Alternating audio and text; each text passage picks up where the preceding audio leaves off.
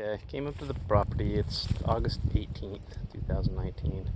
This was all overgrown and swampy, and this whole area is a big weedy mess.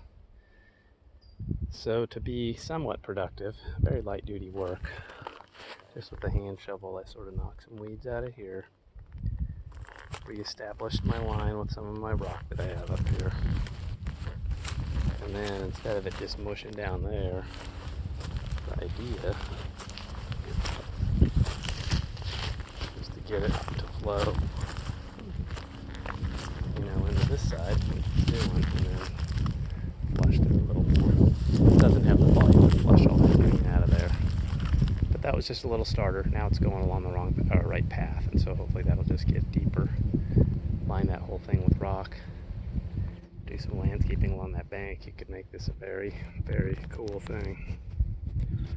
So anyway, and then this pipe up here,